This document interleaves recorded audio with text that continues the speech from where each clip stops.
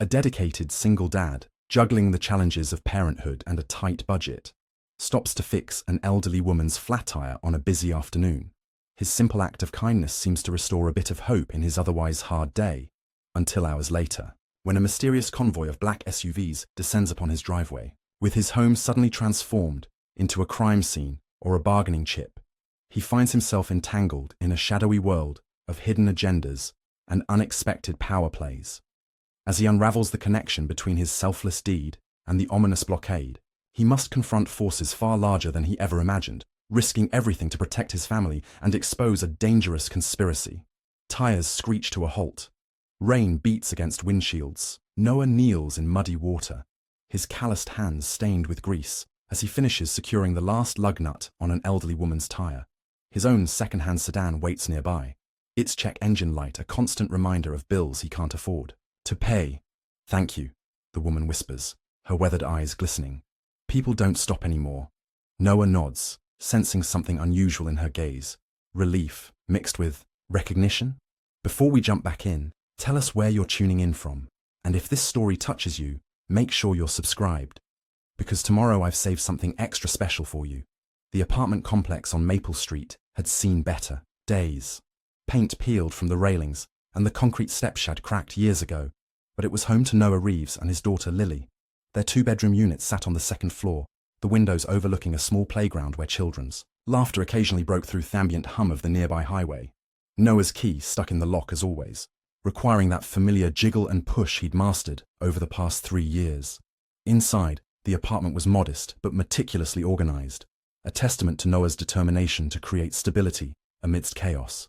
Children's drawings adorned the refrigerator door, bright splashes of crayon against the otherwise muted backdrop of second-hand furniture and discount store decor. "Dad!" 8-year-old Lily bounded across the living room, her dark curls bouncing as she leapt into his arms. She wore mismatched socks and a faded t-shirt with a unicorn whose glitter had mostly washed away, but her smile remained brilliant and untarnished.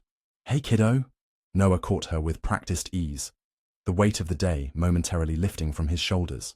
He breathed in the scent of her strawberry shampoo, the one small luxury he insisted on buying because it made her happy. "How was your day with Mrs. Patel?" "We made cookies and watched documentary about sharks." Lily's eyes widened with excitement. "Did you know they have special cells that can detect electricity? Even the tiniest bit from a hiding fish?" Noah smiled, setting her down gently. "Is that right? Sounds like you had a good day." From the kitchen doorway, Mrs. Patel appeared, wiping her hands on a dish towel. At 68, she moved with the energy of someone 20 years younger, her silver-streaked black hair pulled back in a neat bun. The widow from apartment 4C had become more than just a neighbor. She was family. "She is too smart, this one," Mrs. Patel said with affection. "I think she remembers more than the narrator." Her eyes narrowed as she took in Noah's appearance, the damp shirt, the smudges of grease on his hands. "What happened to you? You look like you wrestled with a car." Noah grimaced. "Close. I stopped to help someone with a flat tire on Riverside Drive." He didn't mention that Thedtor had made him late for his evening shift at the warehouse, or that his supervisor Marcus had docked his pay accordingly. One more strike, and he'd be looking for a new job. Mrs. Patel nodded approvingly. "Good man. Your father would be proud." She gathered her cardigan and purse from the hook by the door. "Dinner is in the oven. Nothing fancy, just chicken and rice." "You didn't have to—" "Hush," she interrupted, waving away his protest. "I made too much anyway. You eat, then sleep. You look exhausted." After Mrs. Patel left, Noah helped Lily with her homework, while the small television in the corner played the evening news at low volume. The broadcaster's voice provided a familiar background drone as they worked through simple multiplication problems. "Dad?" Lily asked, her pencil hovering over her math worksheet. "Why do we have to learn this when calculators exist?" Noah chuckled. "Because someday you might not have a calculator, or the battery might die, or maybe you'll need to figure out if you're being overcharged at the store without everyone seeing you check." The truth was more complicated. Noah had dropped out of community college when Lily's mother left them, trading potential for pragmatism. Every decision since then had been about survival and creating opportunities for his daughter that he never had. Some nights, like tonight, the weight of that responsibility felt crushing. The phone rang, interrupting their homework session. Noah checked the caller ID. Unknown. "Hello?" he answered, cautious. Silence, then a click. "Noah." frowned, setting the phone down. Who was it? Lily asked, already back to her math problems. Wrong number, I guess.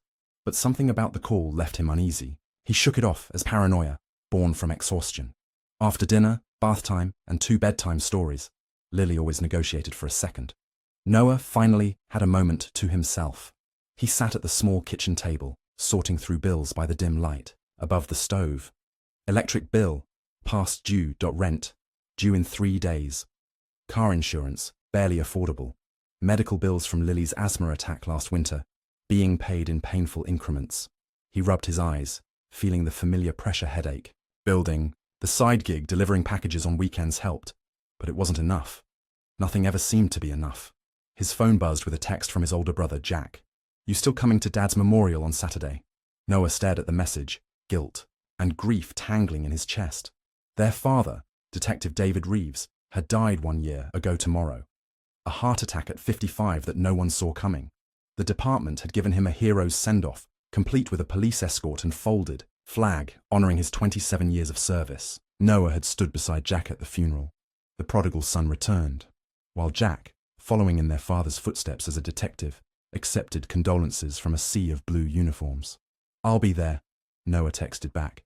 Need me to bring anything? Just yourself. Mum's handling everything. Noah set the phone down and pulled open the drawer beside the sink. Beneath a stack of takeout menus lay a worn leather badge wallet. He rarely looked at it, but tonight, with the anniversary looming, he felt compelled.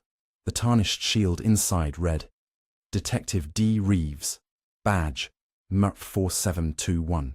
His father had given it to him the night before he died, during their last conversation. Keep it safe, David had said, his voice unusually solemn. It might be important someday. Noah had assumed it was sentimentality, a father trying to connect with a son who had chosen a different path. Now he wasn't so sure. Something about the elderly woman today had triggered a memory, but he couldn't quite place it. A sharp knock at the door startled him from his thoughts. He glanced at the clock. 11:32 p.m. Too late for casual visitors. Cautiously, Noah approached the door and peered through the peephole. A man in his 50s with close-cropped grey hair and an expensive suit stood in the hallway, his posture rigid and formal. Mr. Reeves, the man called through the door. My name is Thomas Blackwood. I need to speak with you regarding an incident this afternoon. Noah hesitated, his hand on the chain lock. It's late. Whatever this is can wait until morning. I'm afraid it can't, sir. Blackwood's tone remained even, professional. It concerns Evelyn Hargrove. The name meant nothing to Noah. Who? The woman whose tire you changed. This is a matter of some urgency and sensitivity. Noah glanced toward E.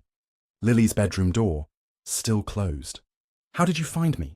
Mrs. Hargrove noted your license plate. Please, Mr. Reeves, 5 minutes of your time could prevent considerable complications.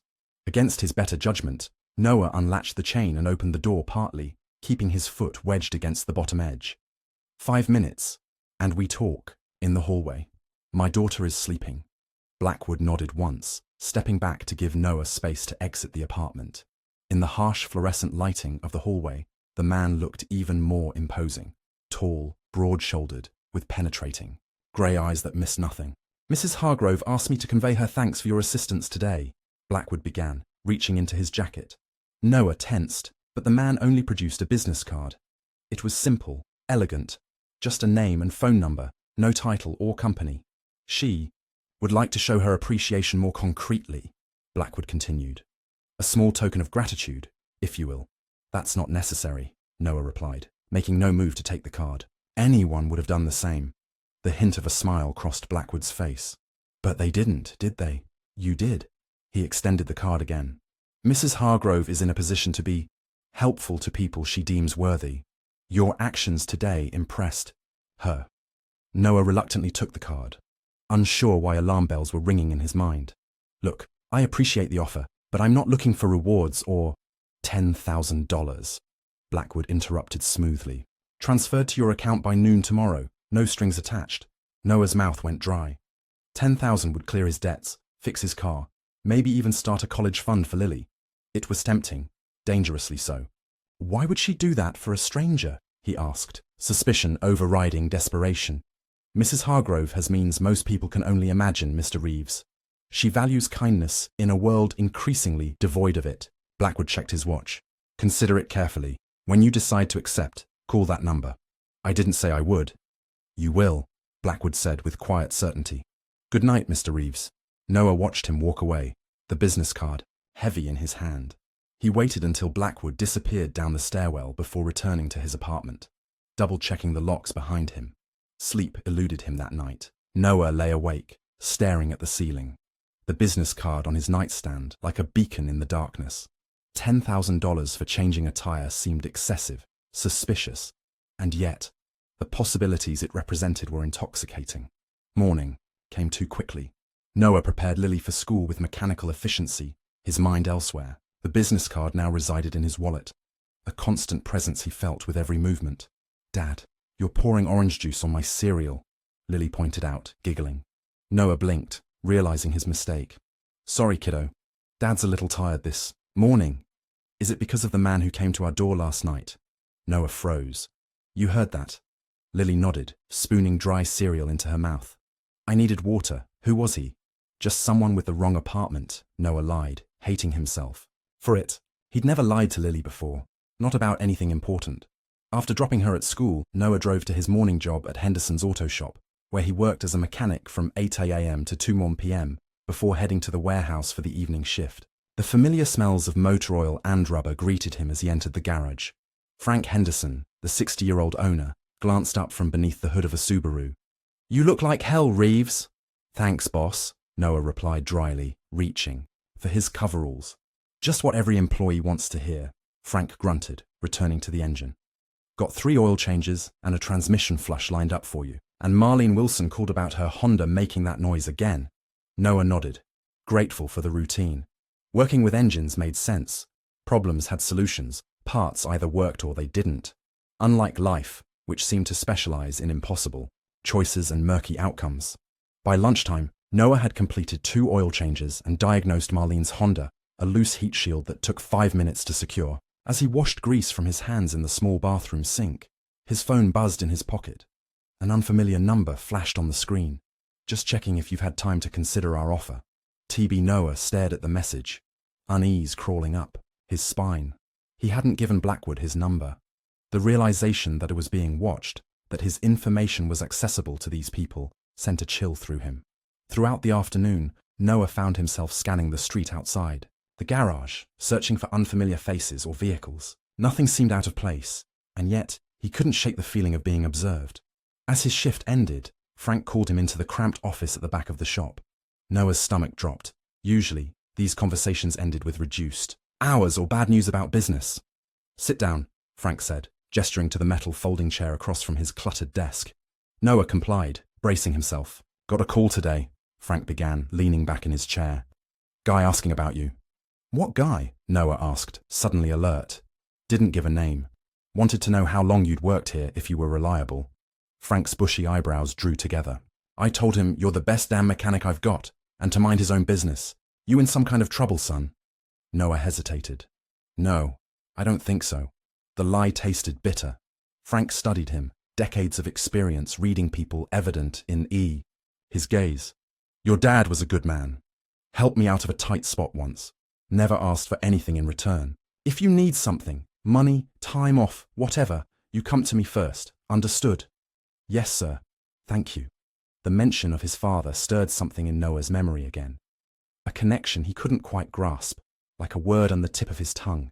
As Noah left the garage, his phone buzzed again. This time, it was Jack calling. Hey, Noah answered, sliding into his car. Did you send flowers to Mom already? Jack asked without preamble. She got a massive arrangement this morning. Card said it was from you. What? No. I was going to bring flowers on Saturday. A pause. Huh. Well, someone sent them in your name. Expensive ones too. Mom was impressed. Said you must be doing better than you let on. I didn't send them, Jack, Noah insisted, a knot forming in his stomach. All right. Maybe it was a mix-up at the florist. Jack didn't sound convinced. Anyway, I'm heading to Dad's favorite spot tonight, having a drink in his honor. Want to join? The old Copper Penny. Their father's regular haunt, where half the police department gathered after shifts. Noah hadn't been there since before Lily was born. I can't. Got Lily, and I'd need to find a sitter. Right. Of course. The disappointment in Jack's voice was evident. Another time then. After hanging up, Noah sat in his car, trying to process everything. The mysterious woman, Blackwood's offer, the flowers, the phone call to Frank. None of it made sense individually, and collectively, it painted a disturbing picture of orchestrated manipulation. His father's badge wallet suddenly felt heavier in his pocket. Noah pulled it out, examining it more carefully than he had in years. The leather was worn at the edges from years of use, and something about the weight seemed off. Carefully, Noah ran his fingers along the seams and found a slight bulge in the lining.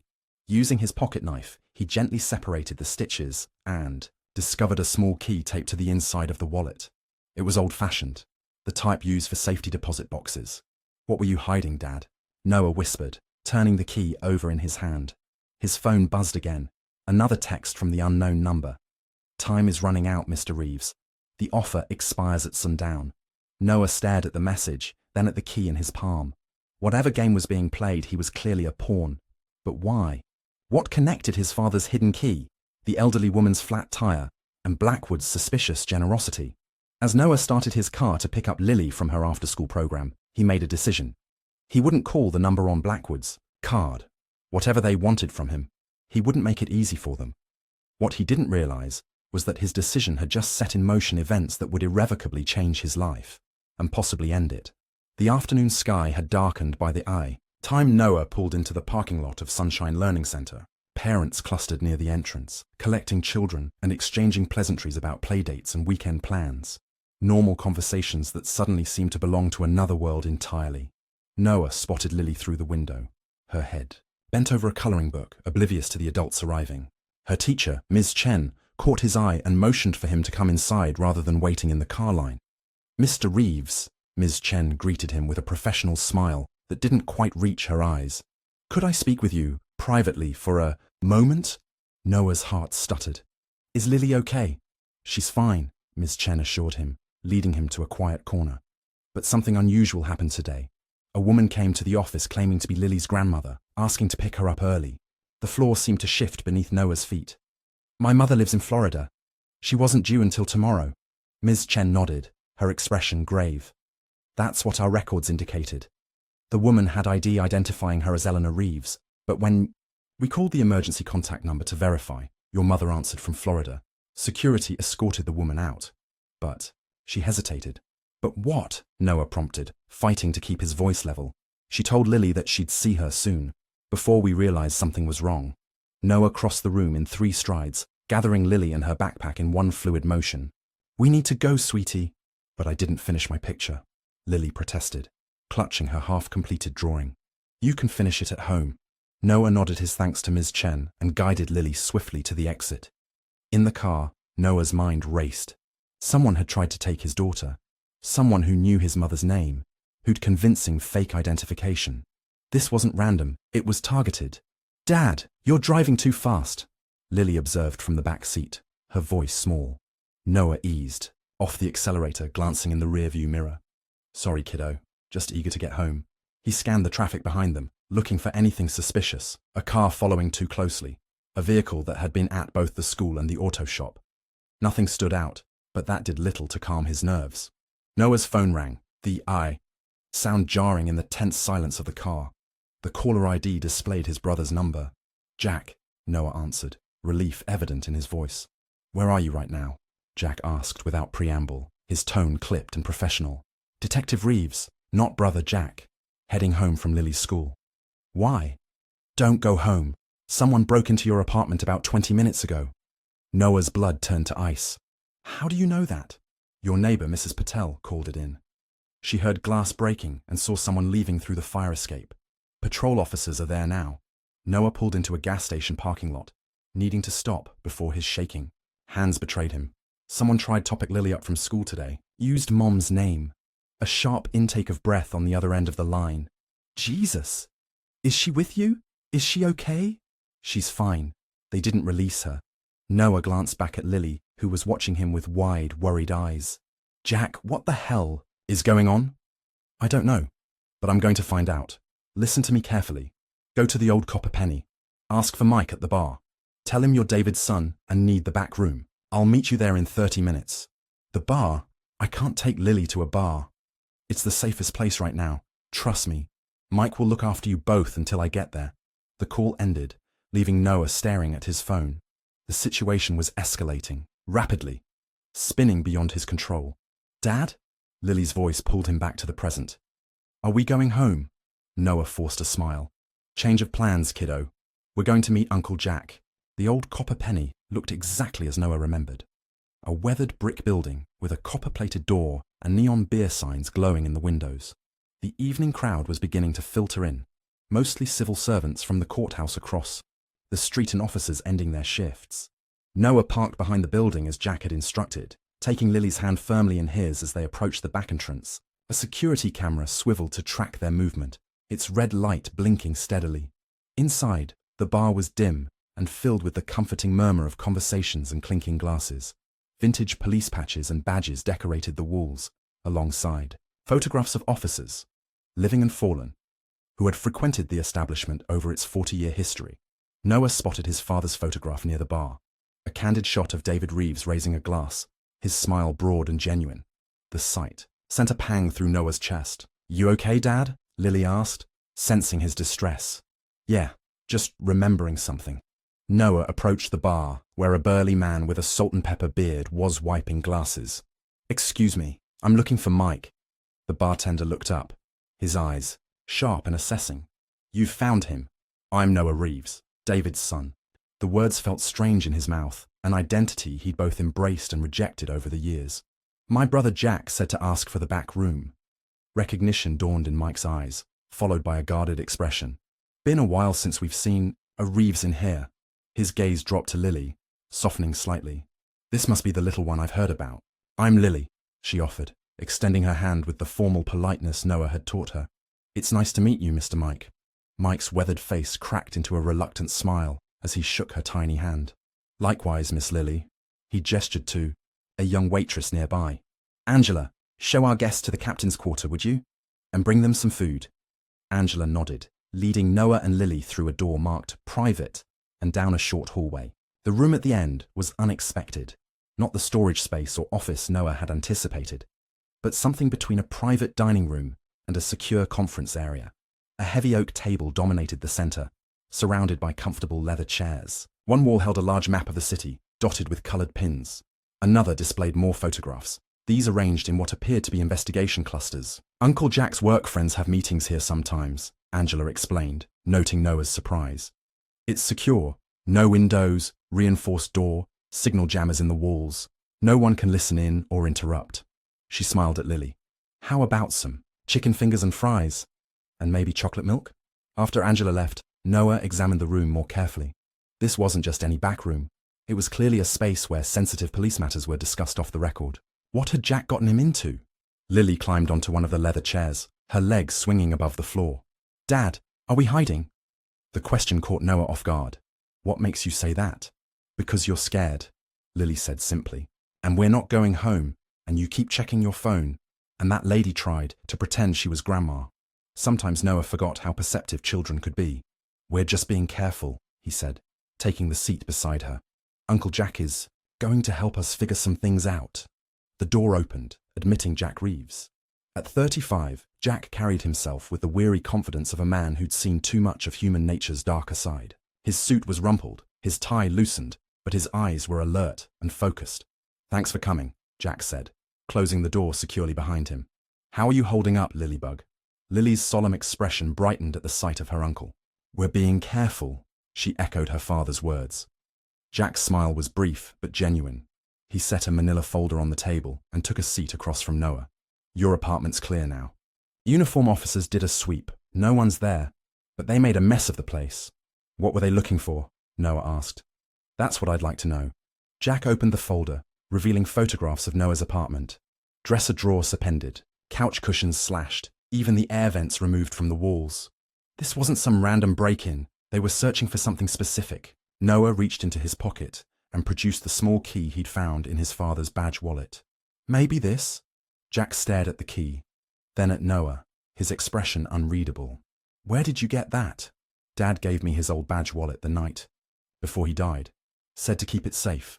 I found this hidden in the lining today. Jack took the key, examining it closely. It's a safety deposit box key. Sterling National Bank from the marking. He looked up sharply. Did Dad say anything else? When he gave you the wallet? Noah shook his head. Just that it might be important someday. Angela returned with food for Lily and coffee for the adults, momentarily interrupting the conversation. After she left, Jack leaned forward, his voice low. Noah, I need you to think carefully. Has anyone unusual contacted you recently? Besides, the woman at the tire and Thiemann who came to your apartment. Noah described the texts, the flowers sent to their mother in his name, and the call to Frank Henderson. With each detail, Jack's expression grew more troubled. And someone tried to take Lily today, Noah finished, his voice breaking slightly. Using Mum's identity. Jack ran a hand over his face. This is bigger than I thought. He hesitated, then continued. Last week, Internal Affairs came to see me. They're reopening an old case Dad worked on, the Hargrove investigation. Noah frowned. Hargrove? Like the woman whose tire I changed. Evelyn Hargrove, widow of Senator William Hargrove, Jack confirmed. Dad led the investigation into the senator's death 10 years ago, officially ruled a suicide, but there were inconsistencies. What kind of inconsistencies? Jack glanced at Lily, who was happily dipping chicken fingers into ketchup, apparently absorbed in her meal but undoubtedly listening to every word. Not now, Jack muttered. The point is, Dad had doubts about the case. He kept his own files, separate from department records. IA thinks those files might contain evidence of corruption reaching into the highest levels of city government. Noah struggled to connect the dots. And they think I have these files. Why wouldn't Dad have given them to you? Because I'm on the force, Jack said grimly. He wouldn't risk my career or safety. You were the safer choice. Outside the department, no one watching you. Until now, Noah said quietly, the weight of understanding settling on his shoulders. The door burst open, startling them all. Mike stood in the doorway, his expression grim. You need to see this, he said, turning on the television mounted.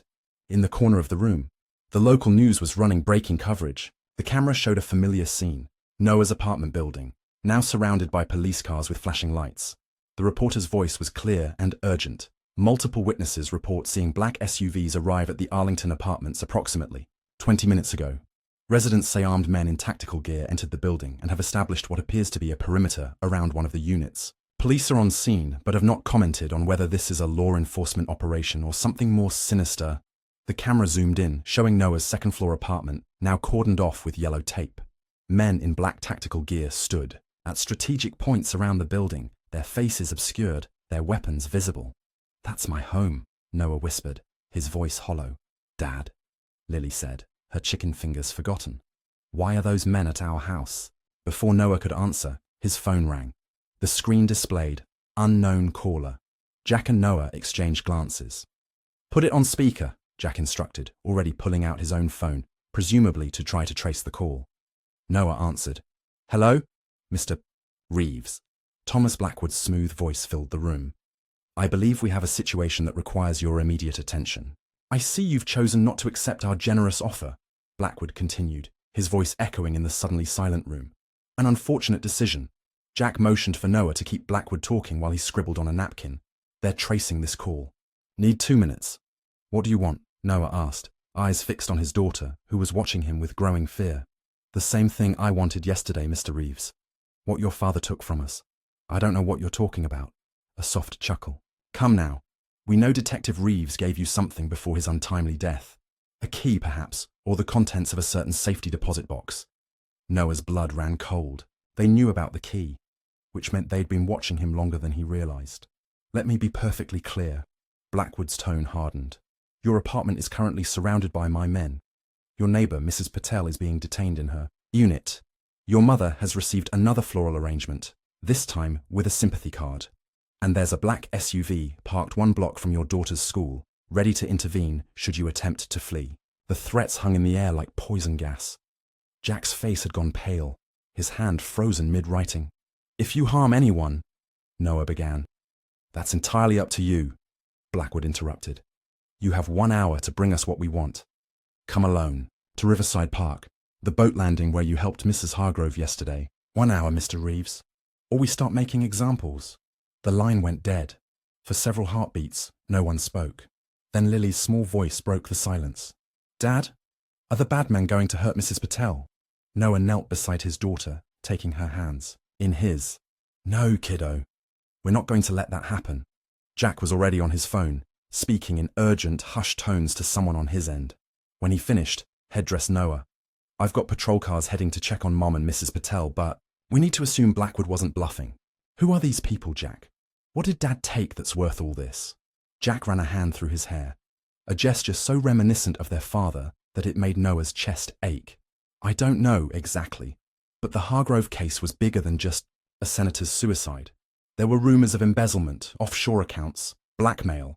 Dad was pulling threads that led to some powerful people, and now they think I have whatever evidence he collected, Noah said, the pieces falling into place. That's why they engineered that flat tire, to identify me. Mike, who had been listening by the door, stepped forward. You need to get that safety deposit box before they do. Jack nodded. Sterling National closes at 7. We've got 40 minutes. He turned to Mike. Can you keep Lily safe here? This room is secure, and I'll have officers watching the bar.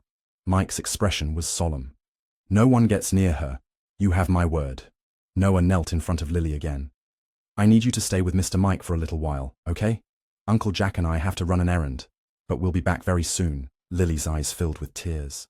I want to go with you. I know, baby, but I need you to be brave for me right now. Can you do that? She nodded reluctantly, her small face resolute, despite the trembling lower lip. That's my girl. Noah hugged her tightly, breathing in her familiar scent, trying to memorize the feeling of her in his arms. I love you more than anything. More than the stars and the moon and all the planets, she whispered, their nightly ritual. Noah stood, exchanging a look with Jack. Let's go. They left through the bar's back exit, Jack leading them to his unmarked police sedan parked in the alley. You really think we can make it to the bank and back in under an hour? Noah asked, as they pulled onto the street. Jack checked his rearview mirror, scanning for tails. We have to try.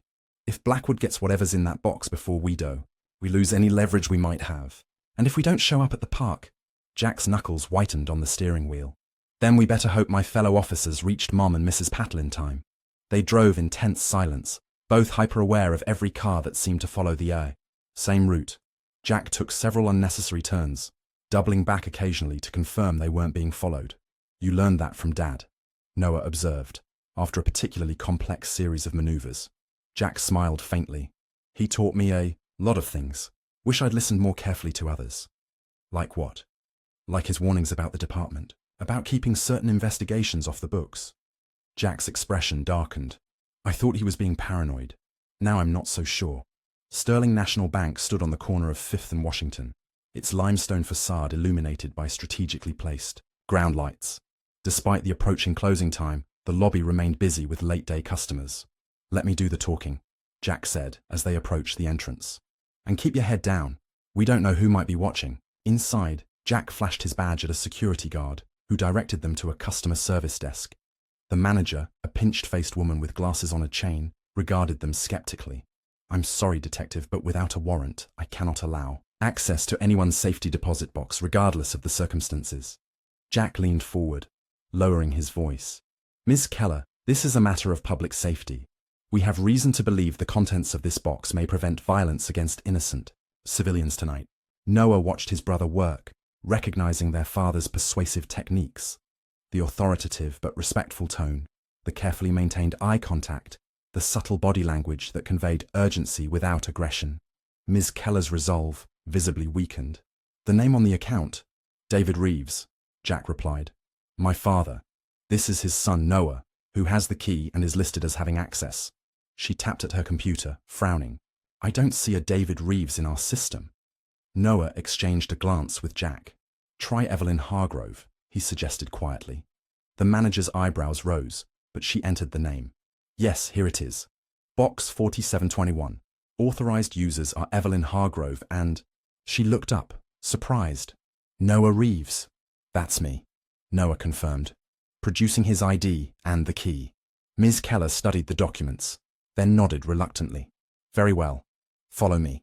She led them through a secured door and into a windowless room, lined with metal boxes of varying sizes. Using her master key alongside Noah's, she opened box 4721 and placed it on a private table in an adjoining room.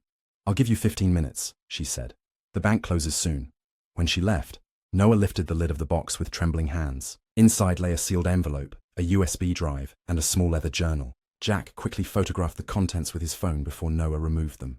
The journal was filled with their father's distinctive handwriting. Notes, dates, and names connected by arrows and question marks. Several pages had been flagged, with coloured adhesive tabs. Dad was building a case, Jack murmured, flipping carefully through the journal. Look at these names. Judge Holloway, Commissioner Pierce, Councilman Werner. These are some of the most powerful people in the city. Noah examined the envelope. It was addressed simply to "my sons" in their father's handwriting. Breaking the seal, he found a single sheet of paper inside. Jack and Noah, if you're reading this, then my suspicions were correct, and I've either been silenced or discredited. The Hargrove case was never about suicide. It was about what the senator discovered and who he threatened to expose. Evelyn isn't just a victim. She's the architect. The foundation her husband established to help underprivileged youth is a front for laundering millions from city contracts. The evidence is on the drive, along with recordings that implicate half the city council and several judges. Trust no one in the department. The corruption runs deeper than I could have imagined. If something happens to me, take this to Catherine Chen at the federal prosecutor's office. No one else. I'm sorry for putting this burden on you both. Know that everything I did was to build a safer world for my family. With love and regret, Dad. Noah passed the letter to Jack, whose face grew increasingly grim as he read. This is why he died, Jack whispered. It wasn't a heart attack. You think they killed him? Noah asked, though he already knew the answer. Jack pocketed the USB drive. They made it look natural, just like they did with Senator Hargrove. He checked his watch. We need to move. We've got 30 minutes to make the meeting with Blackwood. We're not actually going to hand this over, are we? Noah gestured to the evidence they'd collected. Of course not. But we need to buy time to get to the federal prosecutor and make sure Mum and Mrs. Patel are safe. As they exited the bank, Jack suddenly grabbed Noah's arm, pulling him behind a column. Black SUV across the street, he whispered. Don't look directly at it. Noah's heart hammered in his chest. How did they find us? I don't know, but we need to separate. It's you they want. They've been watching you, not me. Jack pressed the USB drive into Noah's hand. Take my car. Go straight to the federal building and ask for Catherine Chen. Show her the drive and Dad's letter. I'll create a diversion and meet you there. What about Lily? And the meeting with Blackwood? I'll call Mike. Have him take Lily somewhere safer. And I'll handle Blackwood. Buy you some time. Noah gripped his brother's arm. They'll kill you. A sad smile crossed Jack's face. Maybe. But if that evidence gets out, it won't matter. They'll all go down. He pressed his car keys into Noah's palm. Dad trusted you with this for a reason. Don't let him down. Before Noah could protest further, Jack strode purposefully toward the exit, calling loudly into his phone as if reporting to a superior. The distraction worked.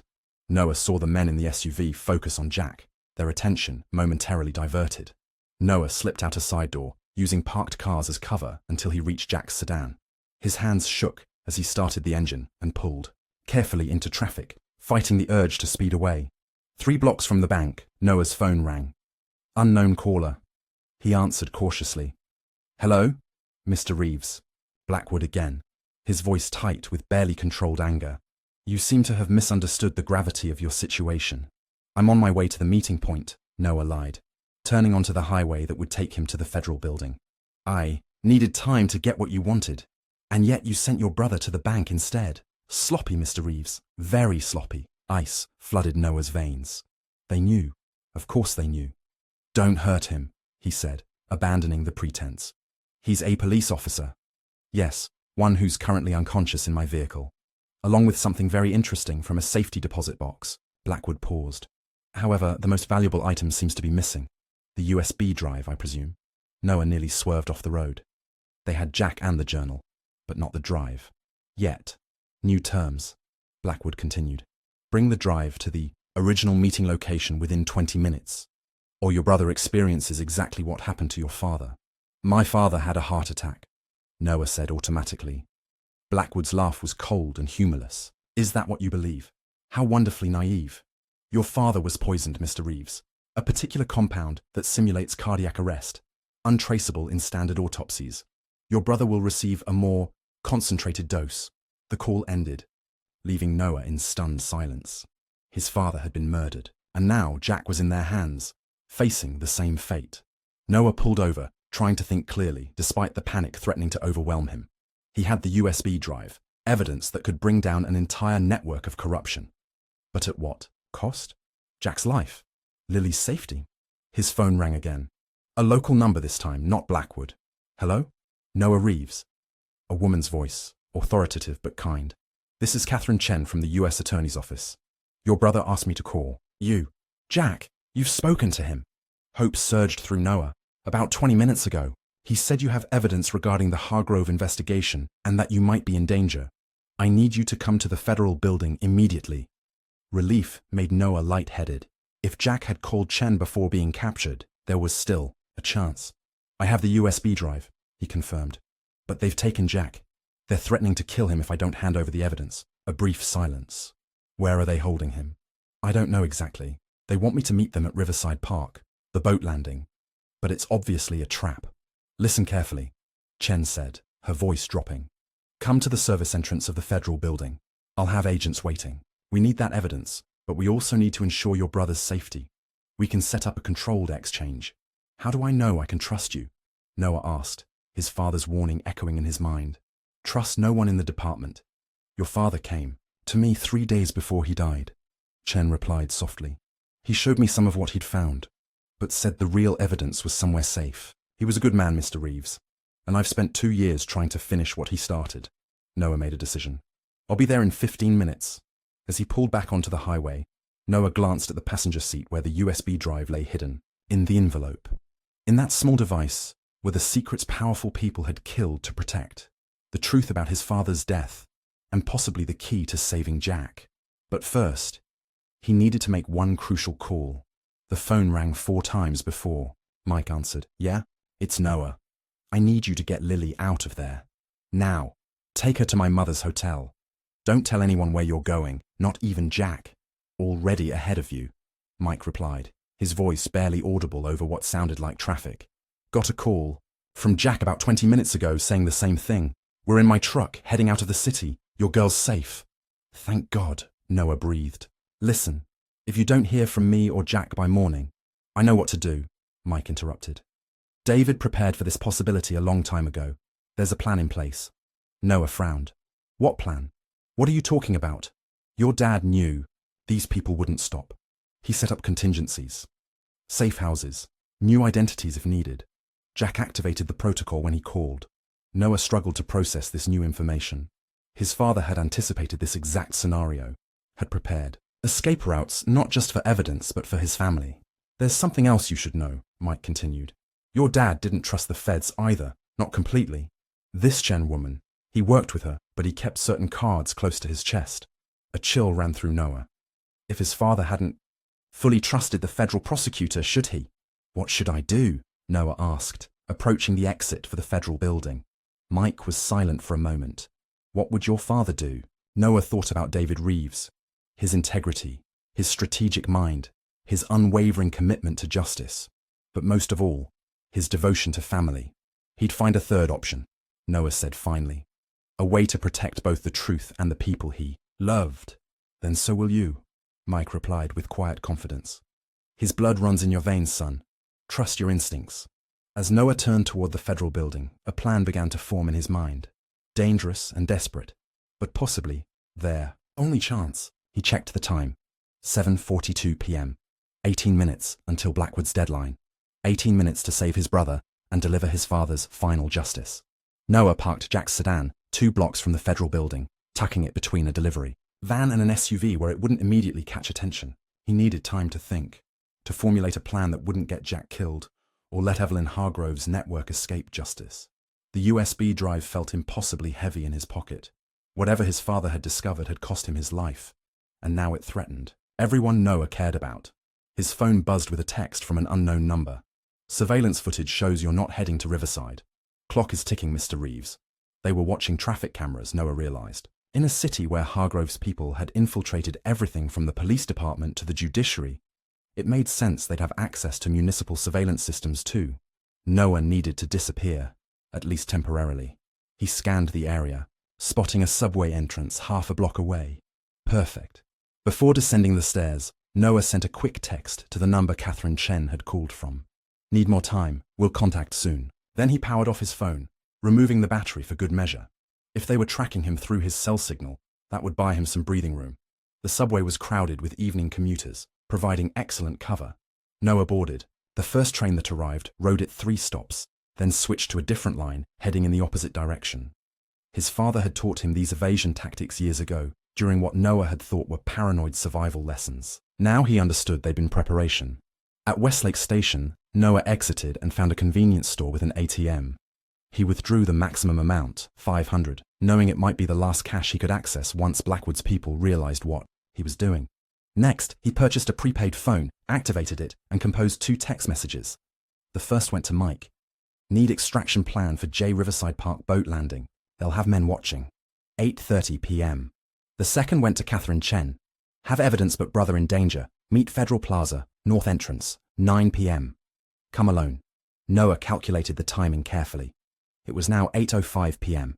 If Blackwood's deadline was real, Jack had less than 15 minutes to live unless Noah showed up at Riverside. But rushing in blindly would only get them both killed. He found a 24-hour internet cafe 2 blocks from the station and paid cash for 30 minutes at a computer. Working quickly, he inserted the USB drive and scanned its contents. The files were meticulously organized in folders labeled by date and subject. Noah opened one titled Hargrove Foundation, finding spreadsheets, bank records, and transaction histories. At a glance, they showed millions flowing from city contracts to shell companies, then funneling into the foundation's accounts before disappearing offshore. Another folder, Audio, contained dozens of recorded conversations. Noah clicked on one at random and heard his father's voice. So, you're telling me the commissioner himself authorized the change in zoning? Not directly. A nervous male voice. But he made it clear the approval needed to happen, and that the Hargrove Foundation would be making a substantial donation to the department's retirement fund afterward. And Judge Holloway's involvement. She dismissed 3 lawsuits challenging the development. Each one had solid merit, but never made it past her bench. Noah tried another recording, this one labeled eDirect 1. Mrs. Hargrove, thank you for meeting me. His father again. Detective Reeves. A cultured female voice, elegant but cold. I understand you have questions about William's financial records. Yes, ma'am. There are discrepancies between the foundation's reported income and its expenditures. My husband handled all financial matters. Since his death, I've been struggling to make sense of his systems. That's understandable. But these particular discrepancies began after the senator's death, not before. A pause. Are you accusing me of something, detective? No, ma'am. Just following the evidence. I see. Well, perhaps you should follow it to Commissioner Pierce or Judge Holloway. They might provide more illumination. The recording ended. Noah sat back, understanding dawning. Evelyn Hargrove hadn't denied involvement. She'd implied that other powerful figures were complicit, using them as a shield. There was one more folder labeled simply Insurance. Inside was a single video file. Noah clicked play. The video showed Senator William Hargrove sitting at a desk, looking directly at the camera. The timestamp indicated it was recorded 2 days before his death. My name is William Hargrove, he began, his expression grave. If you're watching this, I'm likely dead, and not by my own hand regardless of what the official record states. I've discovered systematic corruption involving the misappropriation of city funds through my wife's charitable foundation. The evidence, I've compiled implicates Evelyn Hargrove, Police Commissioner Pierce, Judge Holloway, and 6 members of the City Council in a money laundering scheme that has stolen more than $40 million from taxpayers over the past decade. I'm providing this testimony and accompanying documents to Detective David Reeves, whom I believe to be one of the few uncorrupted officers remaining in the department. Should anything happen to me, this serves as my sworn statement that Evelyn and her associates are responsible. The video continued for another 10 minutes as the senator detailed specific transactions, dates, and names. It was devastating, not just for Evelyn Hargrove, but for half the city's leadership. Noah copied the entire drive to the cafe's computer, then uploaded the contents to 3 separate cloud storage accounts he created using temporary email addresses. He wrote the access information on a napkin, which he folded and placed in his wallet. Whatever happened tonight, the truth wouldn't stay buried. Next, Noah opened the prepaid phone and found a message from Mike. Team in place, 8:30 confirmed. J location verified. Approach from Waterside. No word from Chen yet. Noah checked the time. 8:22 p.m. Time to move. He left the cafe and hailed a taxi, directing the driver to take him to the boathouse 2 miles upriver from the Riverside Park boat landing. During the ride, Noah rehearsed what he would say to Blackwood, how he would negotiate for Jack's release. The original deadline had passed, but Blackwood wouldn't kill Jack without getting the USB drive first. At least, that's what Noah desperately hoped. The taxi dropped him at the boathouse, which was closed for the evening. Noah walked casually toward the dock, where a few small boats were moored. He needed to get downriver quickly, without being seen from the shore. A weathered rowboat caught his eye. The padlock on its chain looked old and rusted. Noah glanced around, to ensure no one was watching, then used a rock to break the lock. Within minutes, he was rowing steadily downstream, keeping close to the shadows along the riverbank. The Riverside Park boat landing came into view at 8:28 p.m. From his position, on the water, Noah could see 3 black SUVs parked near the landing, their headlights off. Several men in dark clothing patrolled the area, and a small group stood near the water's edge. Noah maneuvered the boat behind a cluster of reeds about 50 yards downstream, where he could observe without being seen. Using the prepaid phone's camera, he zoomed in on the group by the water. Jack was there, on his knees, hands bound behind his back. A man stood behind him. Blackwood, recognizable even at this distance. 2 armed guards flanked them, scanning the area continuously. Noah's hands tightened on the phone. Jack was alive, but clearly injured. Even from this distance, Noah could see blood on his brother's face, the awkward angle of his posture suggesting broken ribs or worse. The prepaid phone vibrated. Mike, in position. 2 snipers, west side trees, extraction team in water, east approach, on your signal. Noah texted back. 4 tangos visible, Jay injured, Blackwood on sight, wait for my approach. His heart hammered as he formulated his plan. He needed to get close enough to create a diversion before Mike's team moved in. If he could separate Jack from Blackwood, even for a few seconds, the snipers might have a clear shot. Noah pulled a small flashlight from his pocket, a tool from his mechanic's kit that he'd forgotten to remove. It wasn't much, but it would have to do. He positioned the boat to drift closer to the landing, then lay flat against the bottom, peering over the edge. When he was about 30 yards away, Noah aimed the flashlight toward the tree line on the west side and flashed it twice. Then, 3 times, the signal to Mike's team that he was approaching. Taking a deep breath, Noah stood up in the boat and called out, "Blackwood, I'm here!" The reaction was immediate. Guards spun toward the water, weapons raised. Blackwood yanked Jack to his feet, using him as a human shield. "Mr. Reeves," Blackwood's voice carried across the water. "How theatrical of you. Come ashore slowly, hands where we can see them." Noah guided the boat toward the landing, his every sense heightened. As he approached, he could see Jack more clearly. His brother's face was badly beaten, one eye swollen shut, but his gaze remained defiant. "I have what you want," Noah called, holding up a USB drive, not his father's, but a convincing duplicate he'd purchased at the convenience store. "Bring it here," Blackwood ordered, pressing a pistol to Jack's temple. "And if you've alerted your brother's colleagues, I'll pull this trigger before they can take a single step." Noah stepped onto the dock, hands raised. "Let him go, and I'll give you the drive." Blackwood laughed. "That's not how this works. You give me the drive, I verify its contents, and then we discuss your brother's future." "Noah, don't," Jack managed, his voice hoarse. "They'll kill us both anyway." A guard struck Jack hard across the face, silencing him. Noah's vision flared red with anger, but he forced himself to remain calm. He was 10 yards away now, close enough to see the cold calculation in Blackwood's eyes. "How do I know you won't? Just shoot us once you have it?" Noah asked, stalling for time. "Where was Mike's team? They should have moved by now." "You don't," Blackwood replied simply. "But your alternatives are limited. Either you give me the drive and possibly live, or you refuse and definitely die, along with your brother, your mother, your charming neighbor Mrs. Patel, and perhaps even your daughter." At the mention of Lily, Noah felt something inside him shift, a primal, protective rage that cleared his mind and steeled his resolve. "You know what's on this drive?" Noah asked, taking another step forward. "Evidence that your boss murdered her husband, that she's been stealing millions through her foundation, that half the city leadership is corrupt." Blackwood's expression didn't change. "Politics is a complex business, Mr. Reeves. What you call corruption, others call necessary compromise.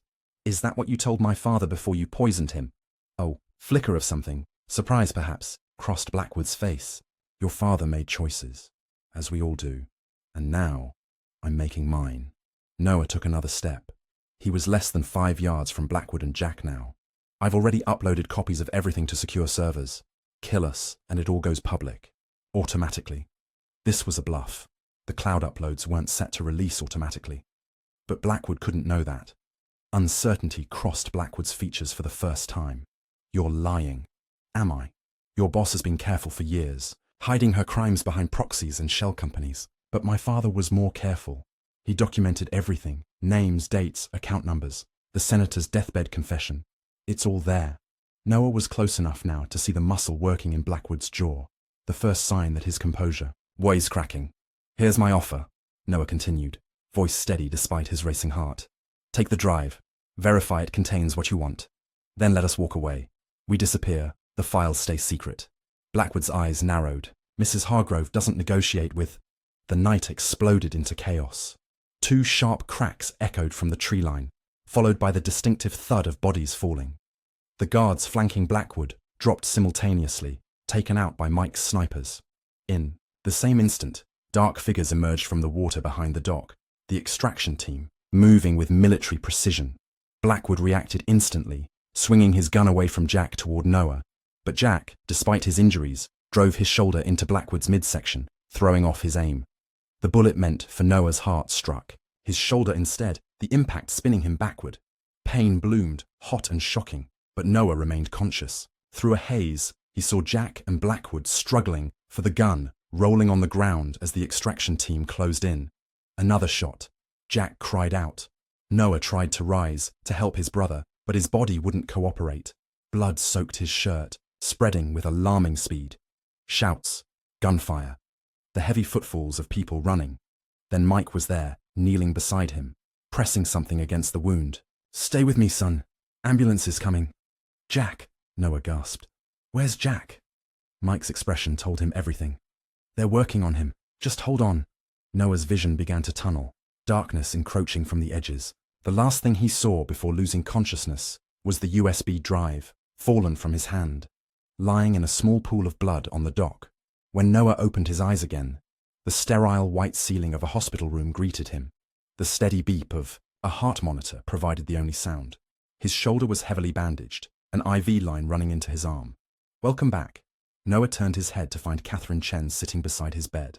In her early 40s, with short black hair and intelligent eyes behind frameless glasses, she looked exactly like the kind of person his father would have trusted. Jack, Noah croaked, his throat dry. Chen's expression softened. He's in surgery.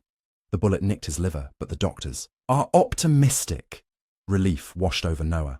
Blackwood, in custody, along with 3 of his men. He's already asking about a deal. Noah tried to sit up, wincing at the pain that shot through his shoulder. The USB drive is secure, Chen assured him. And remarkable, your father built an airtight case against some very powerful people.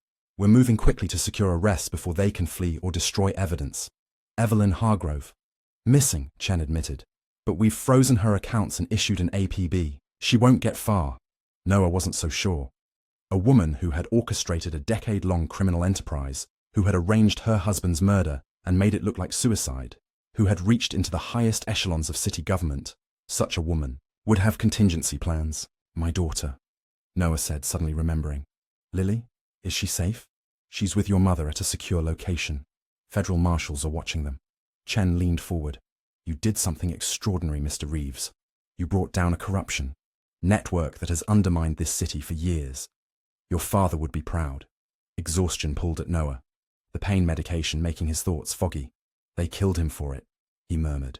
Yes, Chen acknowledged, but they failed to kill the truth. That's what matters in the end. As Noah drifted back towards sleep, a new voice spoke from the doorway. That's what he always said. Truth survives, even when people don't. Noah forced his eyes open again to see Mike entering the room, his weathered face lined with concern. Those men at the dock, Noah said, fighting to stay conscious. They weren't police, were they? Mike exchanged a glance with Chen. Not exactly. Your father had friends in places even higher than the city government. People who'd been watching the Hargrove operation for a long time. Federal agents, Noah guessed. Among others, Mike said enigmatically. Your dad was building more than just a local corruption case. What he uncovered connected to investigations in multiple states. Chen stood, smoothing her skirt. You should rest, Mr. Reeves. There will be time for more explanations when you're stronger. As she left, Mike took her place beside the bed. Jack's going to pull through, he said quietly. Tough as your old man, that one. And Lily, you're sure she's safe? Saw her myself before coming here. She's fine, worried about her dad, but safe. Your mum too. Noah felt himself fading again, the medication dragging him under. But one question refused to let him go. Why? Me? He whispered. Why did Dad give me the badge, not Jack? Jack's the cop. He was the logical choice. Mike's expression grew solemn. Because Jack was inside the system. Your father knew that system was compromised. He needed someone outside it. Someone who could move freely, who wouldn't be watched as closely. But they found me anyway.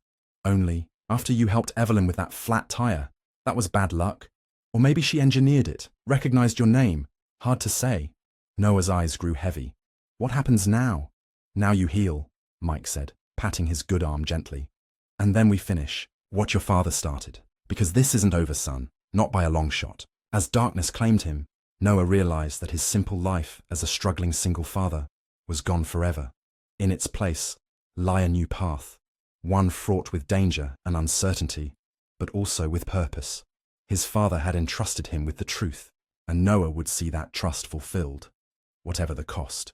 The monitoring machines continued their steady rhythm, marking each beat of his heart as a promise, to his father, to Jack, and most of all, to Lily, that he would not rest until justice was done. 3 days passed in a blur of medical procedures, police statements, and brief supervised visits with Lily. Noah's gunshot wound was healing well.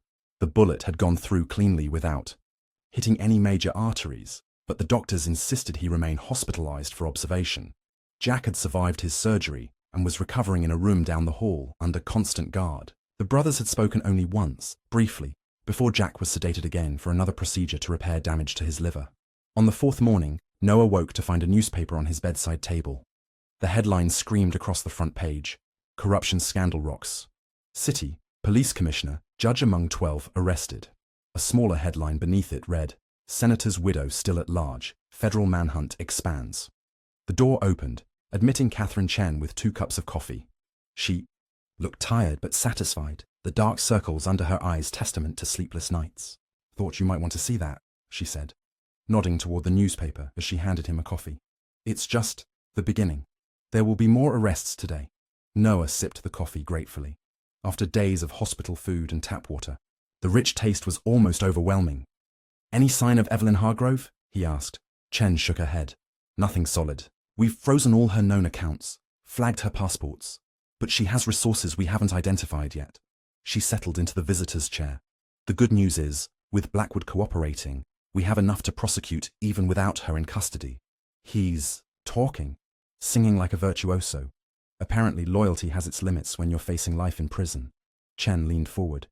"He confirmed your father was poisoned on Evelyn's orders. We're exhuming the body to run toxicology tests."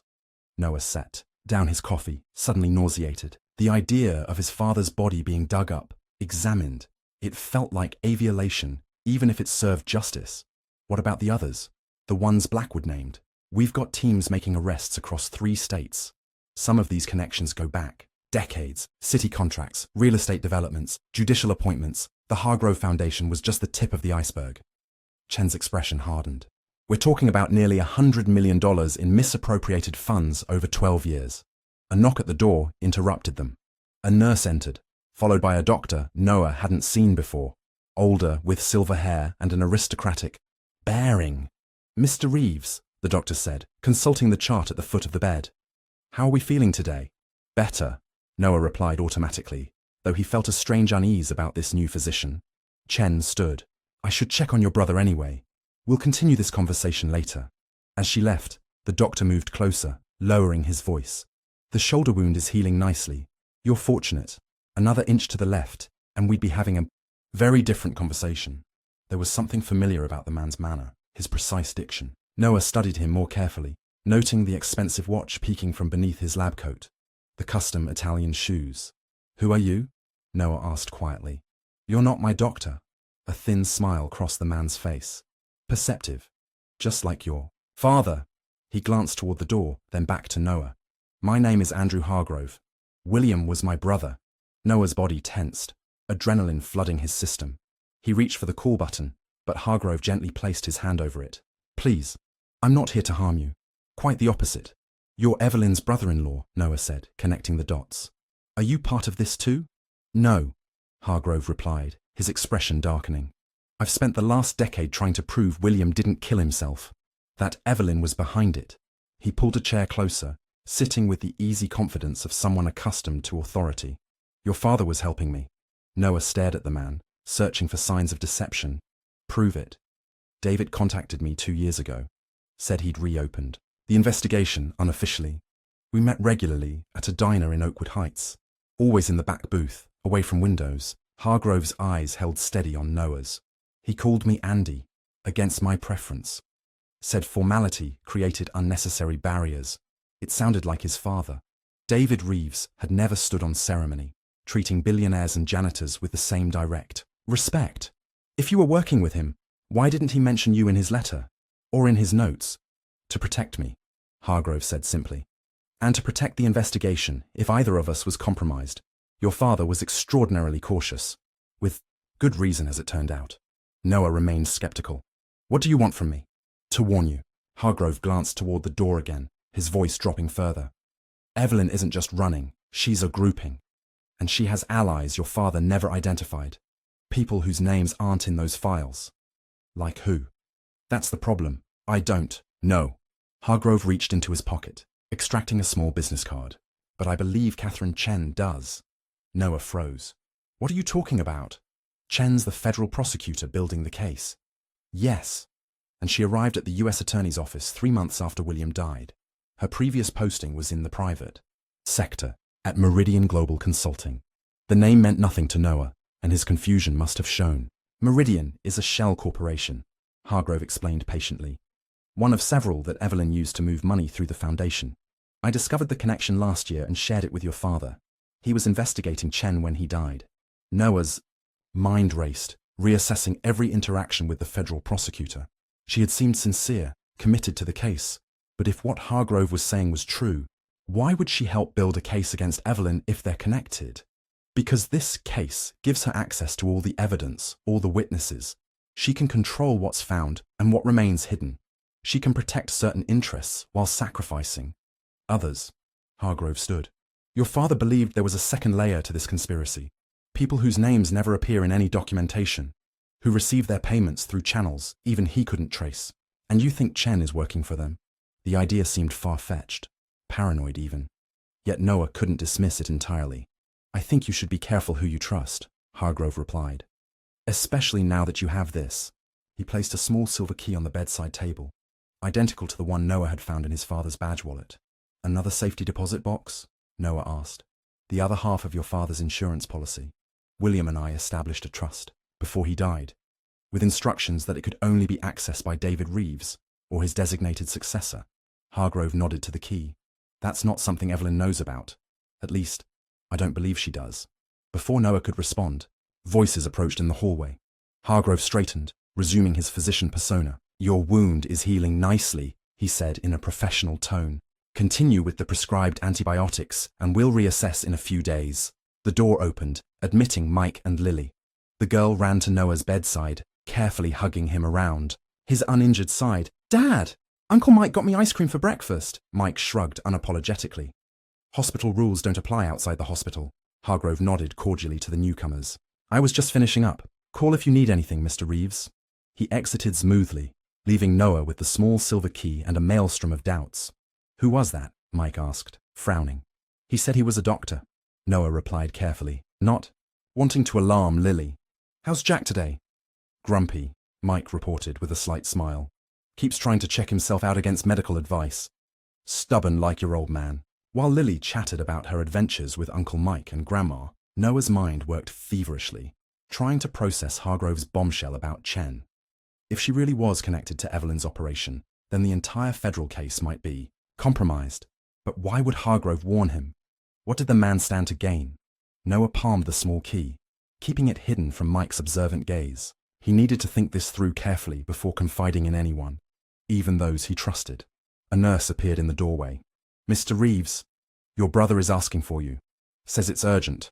Mike offered to stay with Lily, and Noah carefully made his way down the hall to Jack's room, wheeling his IV stand alongside him. The guards posted outside Jack's door nodded him through. Jack looked worse than Noah had expected, pale, with tubes running from his nose and arm, but his eyes were alert, focused. "Close the door," Jack instructed without preamble. Noah complied, then approached the bed. "What's wrong?" "Everything," Jack replied grimly. "I just had a visitor, Chen. She wanted to know if Dad ever mentioned a second safety deposit box or a trust established with William Hargrove." Noah's blood ran cold. How could Chen know about that unless Hargrove had told her? Or unless she'd been monitoring Noah's room? "What did you tell her?" he asked cautiously. "That Dad never discussed his investigation with me, which is mostly true." Jack shifted, wincing at the movement. But the way she asked, it wasn't casual, Noah.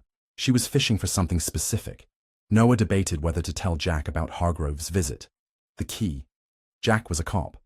His instinct would be to report everything, to follow proper channels. But if Chen wasn't trustworthy, "I think we might have a problem," Noah said finally.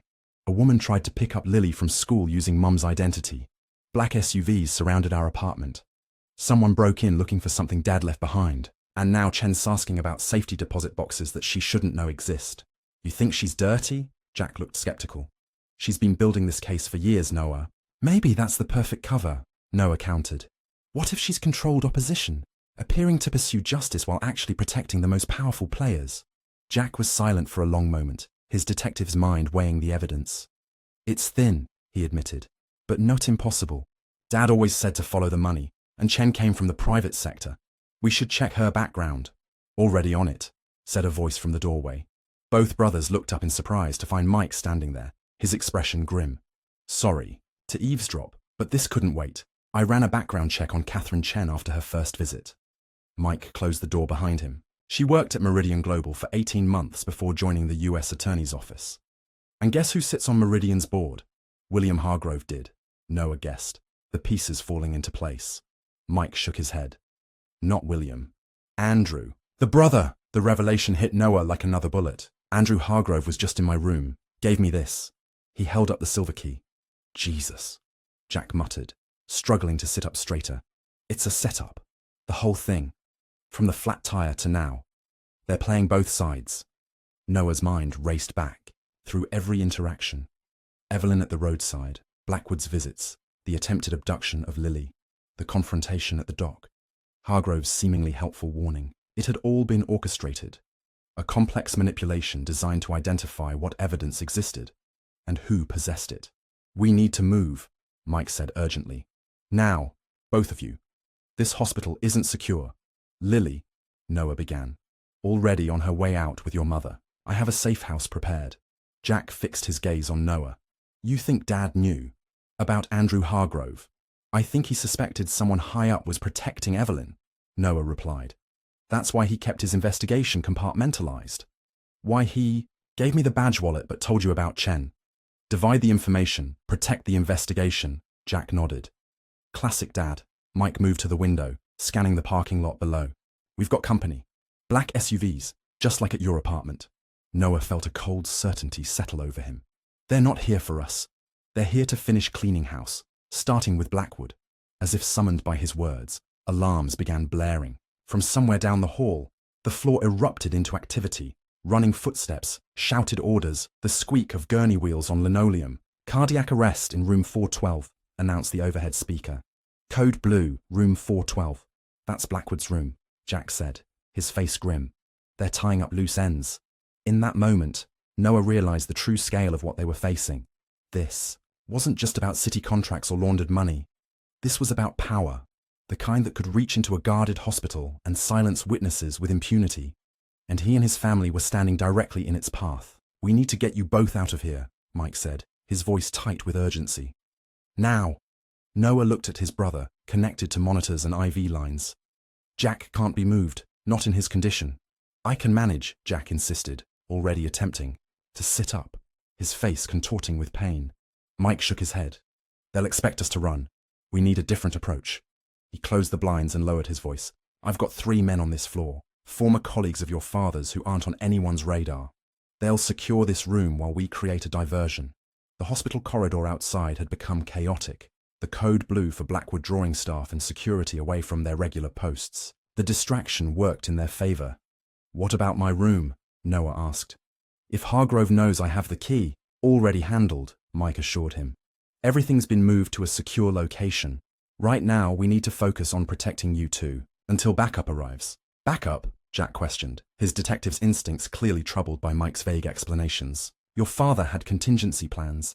People he trusted completely, outside the department, outside normal channels." Mike checked his watch. "They'll be here within the hour. Until then, we need to disappear." Noah's mind raced. "If we can't leave, and we can't stay in our rooms, where do we go?" Mike smiled grimly. "Sometimes the best hiding place is in plain sight." 20 minutes later, Noah found himself dressed in scrubs, a surgical mask covering the lower half of his face as he pushed Jack in a wheelchair through the hospital's labyrinthine corridors. Jack, too, wore scrubs over his hospital gown, an oxygen tank beside him, providing both disguise and legitimate medical support for his recovering lung. Mike had disappeared, promising to meet them at the designated location, the hospital's chapel, on the ground floor, a space that was both public enough to deter violence and secluded enough for privacy. As they navigated the busy hallways, Noah spotted men in plain clothes with telltale earpieces.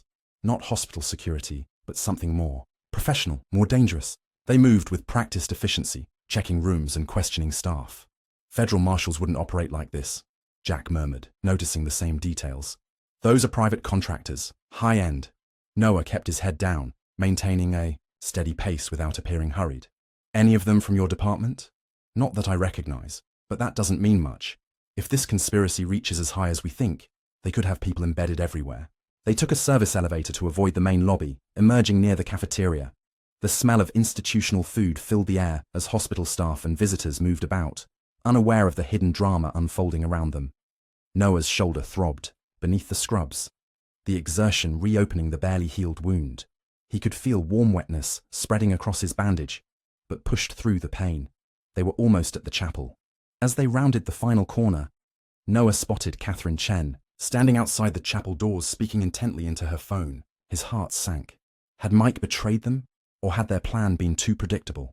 "Keep going," Jack whispered. "Act normal. She doesn't know it's us under these masks." Noah adjusted his trajectory slightly, aiming for the men's room across from the chapel instead. Chen glanced their way, but showed no sign of recognition, her attention returning to her call. Inside the restroom, Noah locked the door and leaned heavily against the wall, his breathing labored. "You're bleeding," Jack observed, pointing to the growing stain on Noah's scrubs. "I'll survive." Noah peered through the crack in the door. "Chen's still out there. We're trapped." Jack wheeled himself to the paper towel dispenser, wetting several towels. "Here, put pressure on it."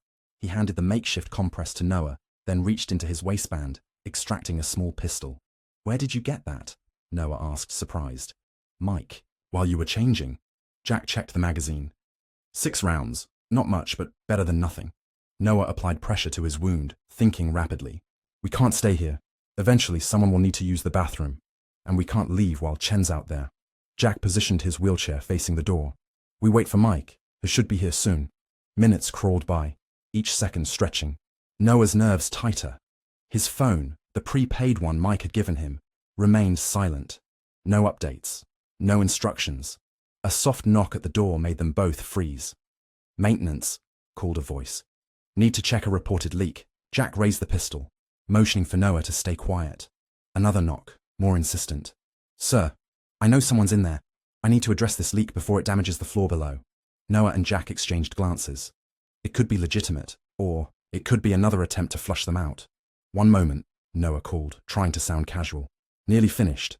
He moved to the mirror, adjusting his mask to better conceal his face, then approached the door. Jack positioned himself out of the immediate line of sight, but with a clear shot if needed. Noah unlocked the door, opening it just enough to see out. An older man in a maintenance uniform stood there, tool belt around his waist. Nothing immediately suspicious. "Sorry for the intrusion," the man said, his voice carrying the faintest trace of an accent. "Eastern European, perhaps. But I need to check the sink trap." He glanced past Noah, spotting Jack. "Your friend okay?" Just a little sick, Noah replied, maintaining the pretense. Food poisoning, probably. The maintenance man nodded sympathetically. The cafeteria fish. Gets some every time. He stepped forward, forcing Noah to either back up or appear conspicuously resistant. Noah allowed him entry, exchanging another look with Jack, whose hand remained hidden beneath the blanket, covering his lap, undoubtedly gripping the pistol. The maintenance man moved to the sink, setting down his toolbox and crouching to examine the pipes underneath. Ash worked. He spoke casually, his voice lowered. David Reeves was a good man. Saved my life once, back when I still carried a badge. Noah stiffened. You knew my father? The man glanced up, a hint of a smile crossing his weathered face. Mike sent me. We need to move. Chen has foremen with her, and more are coming. Relief flooded through Noah, tempered with caution. How do I know you're really with Mike? Smart boy. Your father would approve. The maintenance man straightened, reaching into his tool belt. Noah tensed, but the man simply extracted a worn photograph. David Reeves in his detective uniform, arm around a much younger version of the maintenance man, both in tactical gear. Belgrade, 2003, Special Joint Operation. Your father never told the family about his time overseas, did he? Noah studied the photo. It was genuine. His father, younger but unmistakable, with the same steady gaze Noah remembered from childhood. No, he didn't. Noah handed back the photograph. What's the plan? Service tunnel, the man replied, tapping the floor with his boot. Runs beneath the entire hospital complex. We can move you both to a secure exit without being seen. Jack wheeled forward. And where exactly does this exit lead? To the people your father trusted most. The ones who've been building the real case against the Hargroves all along. The maintenance man, clearly no ordinary janitor, moved to a service panel in the wall, unlocking it with a key from his belt. Behind it lay not pipes or electrical connections, but a narrow passageway. You first, Jack insisted, still suspicious. The man nodded approvingly. As I said, smart. He ducked into the passage. I'll lead. Then Noah, then you. It's a tight fit, but the wheelchair should manage if we collapse it. Jack reluctantly allowed Noah to help him from the chair, the pistol now openly held at his side. Together, they folded the wheelchair and maneuvered it into the passage, Jack hobbling painfully behind it, using the wall for support. The tunnel was dimly lit by emergency lighting, the air cool and damp. Their guide moved with surprising agility for his apparent age, leading them through a maze of interconnected passages. Who are you? Noah finally asked as they paused at a junction. Really? Someone who owed your father a debt, the man replied. My name is Alexei. Beyond that, it's better you don't know too much for now. And these people we're meeting, the ones Dad trusted, who are they? People like me. People who operate in the spaces between official channels. Your father discovered years ago that some battles can't be won from within the system. Jack made a skeptical noise. Dad was a cop through and through. He believed in the system. He believed in justice, Alexei corrected. Sometimes that aligned with the system, sometimes not. The Hargrove case taught him that powerful people can bend institutions to their will. He adapted accordingly. They continued in silence, the only sounds their footsteps and Jack's increasingly labored breathing. Noah worried about his brother's condition. Jack shouldn't be moving at all, let alone engaging in a covert escape through maintenance tunnels. Finally, they reached a heavy metal door. Alexei produced another key. Beyond this is a loading dock. A van will be waiting. It's about 50 yards of exposed space, so we move fast and don't look back. Understood? Noah glanced at Jack, who nodded despite his pallor. Understood. Alexei unlocked the door, pushing it open to reveal a concrete loading area. Rain fell steadily, drumming on the metal awning overhead. A plain white delivery van waited at the edge of the dock, its engine running. Now, Alexei ordered, stepping out into the rain. Noah helped Jack through the door, taking much of his weight as they hurried across the open space. Jack's breathing was ragged, each step clearly agonizing, but he didn't slow. They were halfway to the van when the first shot rang out. Alexei staggered, a red bloom appearing on his shoulder, but kept moving. Go, he shouted, drawing a weapon from beneath his maintenance uniform. Get to the van. Noah practically carried Jack the remaining distance, his own injury screaming in protest. The van's side door slid open as they approached, revealing Mike inside, extending his hands to help them in. More shots echoed across the loading dock. Noah shoved Jack into the van, turning back to see Alexei exchanging fire with figures at the hospital's service entrance. Men in tactical gear, their weapons far more sophisticated than hospital security would carry. "Alexei!" Noah called. The older man glanced back. "Go! I'll cover you!" Noah hesitated, torn between escaping with Jack and helping the man who'd risked his life for them. "Noah, now!" Mike shouted, grabbing his arm and yanking him into the van. The door slid shut as the driver accelerated away from the dock, tires squealing on the wet pavement. Through the rear windows, Noah watched Alexei fall as multiple shots found their mark. The man collapsed to his knees, still firing back, providing the precious seconds they needed to escape. Then he was gone, lost to view as the van turned sharply onto the street. "He sacrificed himself," Noah said numbly. The reality of the situation, crashing over him, Mike's expression was grim. He knew the risks, we all do. In the back of the van, Jack lay on a padded bench, his face ashen, fresh blood seeping through his hospital gown where the exertion had reopened his surgical wounds. "He needs a doctor," Noah said urgently. "We have one waiting," Mike assured him, already working to stabilize Jack. 10 minutes to the safe house. He'll make it." Noah slumped against the van wall, exhaustion and pain overwhelming him. Everything he thought he knew had unraveled in the span of a few days. His father, the straight-arrow detective he'd sometimes resented for his rigid moral code, had been operating in shadows far darker than Noah had imagined. And now people were dying to protect the truth he'd uncovered. "What happens when we reach the safe house?" Noah asked, watching the city blur past through rain-streaked windows. Mike finished applying pressure bandages to Jack's wounds before answering. "We complete what your father started. We take down everyone involved. Andrew Hargrove, Evelyn, Chen, all of them." "How?" "We're outgunned, outnumbered, and I'm pretty sure every law enforcement agency in the city is looking for us now." "Not every agency," Mike corrected. "And not everyone in those agencies is corrupt. Your father built a network of people he trusted implicitly. People who've been gathering evidence, making connections, building cases that can't be buried or dismissed. And that key Hargrove gave me, what does it open?" Mike's expression hardened. "The final piece of the puzzle. The one thing Evelyn and Andrew have been searching for since your father died. Proof of who really ordered Senator Hargrove's murder." Noah closed his eyes, the van's movement lulling him despite the circumstances. They were racing toward a confrontation years in the making, one his father had anticipated but hadn't lived to see. And somewhere in the city, Evelyn Hargrove was waiting, her power and resources arrayed against them like shadows gathering at dusk. Safe house was not what Noah had expected. Rather than some remote cabin or anonymous apartment, they arrived at an imposing brownstone in the historic district, its facade distinguished by classical architecture and discreet security cameras. "Hiding in plain sight," Mike explained as they carefully transported Jack inside. "This property belongs to Judge Marion Whitley, retired 3 years ago, served with your father on the police oversight committee, one of the few officials the Hargrove network couldn't compromise." Inside, the brownstone had been converted into a sophisticated operations center. Multiple rooms housed computer stations, communication equipment, and walls covered with photographs, documents, and maps, a physical manifestation of a conspiracy investigation spanning years. A silver-haired woman in her 70s approached. As they entered, her bearing regal despite her advanced age. "Michael," she greeted Mike, then turned her sharp gaze to the brothers. "David's boys.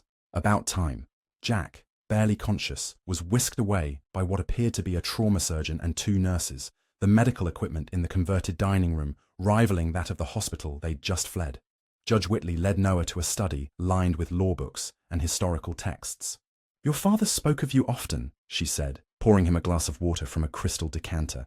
"He was proud of you both, though I suspect he never said as much." "No," Noah agreed, the familiar ache of unresolved feelings toward his father surfacing again. "He wasn't big on expressions of affection. He was protecting you," Whitley said, settling into a leather chair across from him. "Keeping you at arm's length from this ugliness." She gestured to the materials surrounding them. "Now that protection has ended, and I'm sorry for it." Noah extracted the silver key from his pocket, placing it on the desk between them. "Andrew Hargrove gave me this. Said it was part of my father's insurance policy." Judge Whitley's eyes narrowed. "Andrew approached you directly? That's bold, even for him. He said he was working with my father to bring down Evelyn, that they created some kind of trust before Senator Hargrove died." "Half-truths make the most effective lies," Whitley observed, picking up the key and examining it. "William and Andrew did establish a trust. But what Andrew didn't tell you is that he was the one who suggested his brother seek psychiatric treatment for paranoia when William first suspected improprieties with the foundation. So he was involved from the beginning. Andrew. Hargrove is the architect of this entire conspiracy, Whitley confirmed. Evelyn was ambitious and amoral, but Andrew provided the vision and the financial architecture. Together, they created a shadow network that has influenced city politics for nearly 15 years. Mike entered with urgent news. We've located Evelyn. She's at the Hargrove estate, Andrew's property on the North Shore. Surveillance shows significant activity, likely preparation for departure. Private jet filed a flight plan for Zurich, scheduled for midnight. They're running, Noah said. They're consolidating, Whitley corrected. Moving assets, destroying evidence, eliminating witnesses. Blackwood was just the beginning. 3 other suspects in custody have died in the past 12 hours. Apparent suicides or medical emergencies. Within the hour, Noah found himself in tactical gear, reviewing blueprints of the Hargrove estate, alongside a team of former military and intelligence operatives.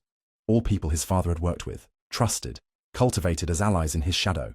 Campaign against the corruption. Our primary objective is evidence retrieval, explained Rogers, a compact woman with the focused intensity of a career intelligence officer. Secondary is apprehension of the targets. Force is authorized, but not preferred. What's my role? Noah asked, painfully aware of his limited tactical experience. You've met both Evelyn and Andrew, Mike explained.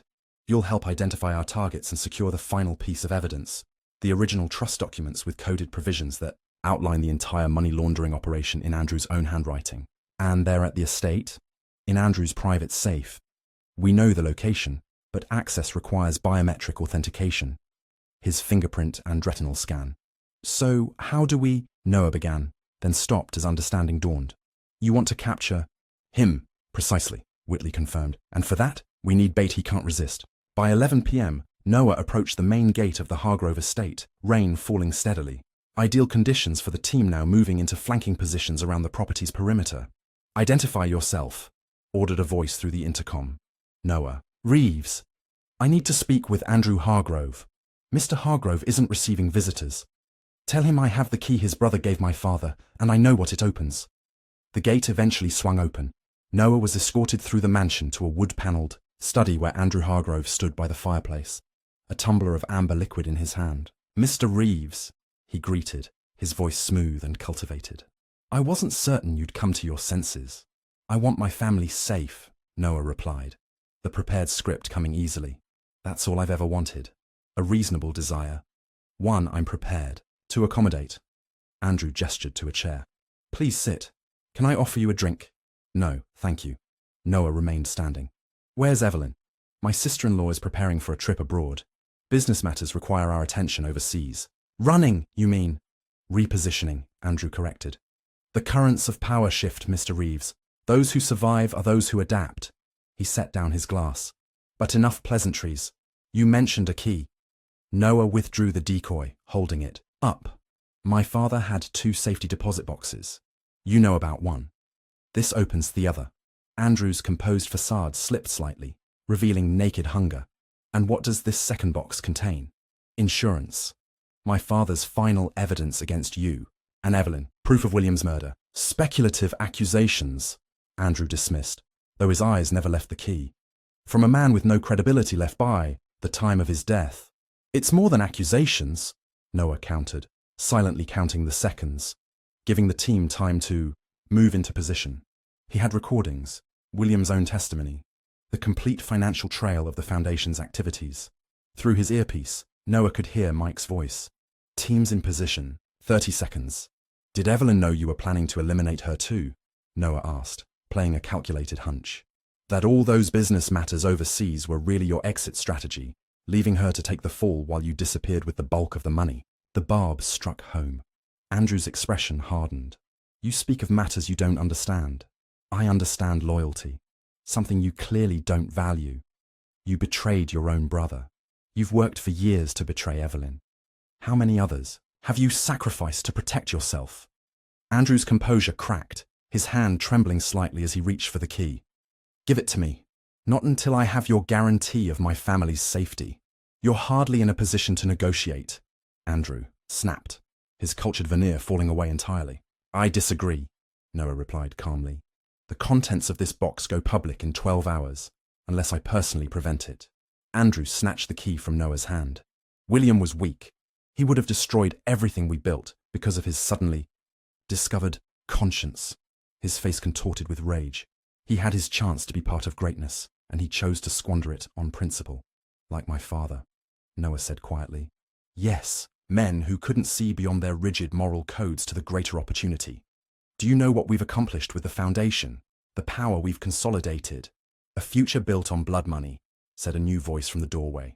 Andrew whirled, to find Evelyn Hargrove standing there, elegant even in obvious haste. Her expression cold as ice. You were planning to leave without me, she said, withdrawing a small pistol from her handbag. After everything I've done, everything I've sacrificed. Evelyn, Andrew began, his tone placating. You misunderstand. I found your private accounts, the transfers, the new identity waiting in Zurich. Evelyn's laugh was brittle. There is no we, Andrew. There never was. There was only what you wanted, using everyone around you as pawns. William, me, the foundation. 10 seconds. Mike's voice counted in Noah's ear. 9, 8. Evelyn's aim never wavered. Goodbye, Andrew. The gunshot coincided with the shattering of windows as tactical teams breached the mansion from multiple entry points. Noah dove for cover as Andrew collapsed, blood blooming across his immaculate shirt. Evelyn turned her weapon toward Noah, her face a mask of fury.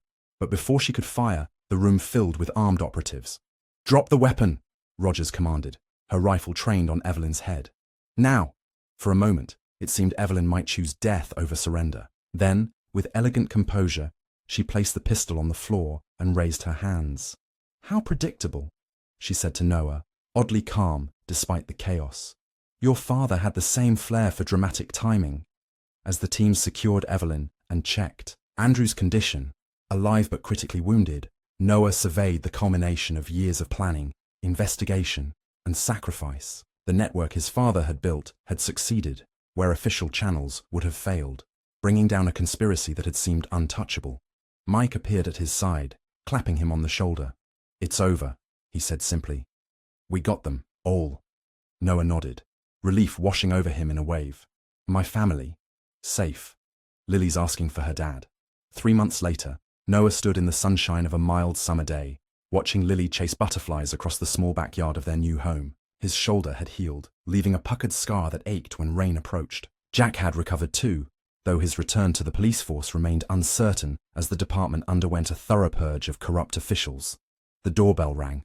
When Noah answered, he found Mike on the porch, a newspaper tucked under his arm. Thought, you'd want to see this, Mike said, handing over the paper as he stepped inside. The headline read, Hargrove conspirators sentenced.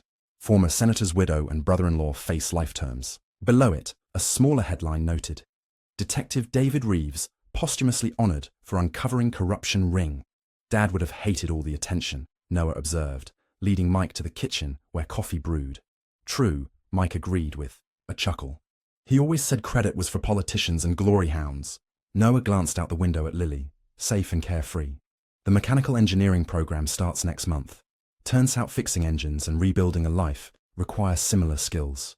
Your father would be proud, Mike said quietly. Not just of what you did, but of what you're doing now. Moving forward, creating something positive from all that darkness. Noah's phone buzzed with a text from Jack. Whitley offered me a position on the Reform Commission. Thinking of taking it. Jack's considering. A change too, Noah told Mike. Less fieldwork, more systemic change. Mike nodded approvingly. The Reeves brothers, carrying on the legacy in your own ways. Through the window, Noah watched as Lily carefully caught a butterfly in her cupped hands, examined it with wonder, then released it back to the sky. You know, Noah said, stopping to change that tire was the worst decision I ever made. And also the best. How do you figure? It nearly got us all killed, but it also led to justice for Dad, exposed a decade of corruption, and showed me what I'm capable of when it matters. Noah smiled, watching his daughter's delight as the butterfly soared away. Some flat tires are worth fixing, I guess. Mike raised his mug in a toast. To unexpected journeys, and to the people who help us navigate them, Noah added, thinking of his father, of Jack, of all those who'd sacrificed to bring truth to light. As afternoon sunlight spilled across the kitchen table, Noah felt a sense of peace that had eluded him for years. Sometimes, the simple act of helping a stranger changed everything. revealing the extraordinary consequences of ordinary kindness.